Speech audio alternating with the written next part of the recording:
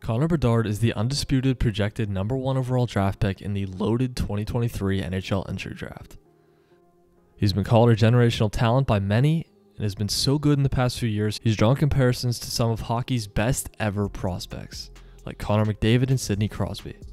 His junior numbers while playing for the Regina Pats have jumped off the page this year, and his 71 goals and 143 points in 57 games were good for a 2.51 point per game average. To put this into perspective, Sidney Crosby had a 2.71 point per game average in his draft year in a slightly different league, the QMJHL, and Connor McDavid in his draft year put up a 2.55 points per game in the OHL. Connor Bedard, of course, played in the WHL. This kid also put up one of the most impressive World Junior performances in the game's history, and in the WHL playoffs for the Pats, he had 20 points in 7 games. This guy already has one of the best shots in the game of hockey and is going to elevate whatever NHL franchise he's drafted to very quickly. Nearly every first overall pick is likely to be a star player, but some aren't quite built the same as others, and that's where people throw the term generational talent around.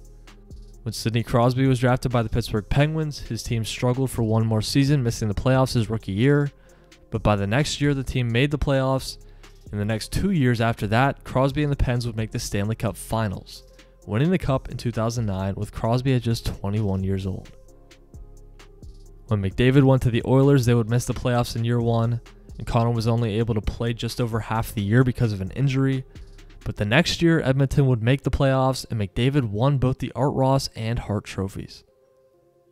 Even talents like Alex Ovechkin, he and the Caps would miss the playoffs each of his first 2 years, but after that, they go on a long playoff streak. Ovi would rack up plenty of individual awards, and eventually in 2018, the Caps would win their first cup.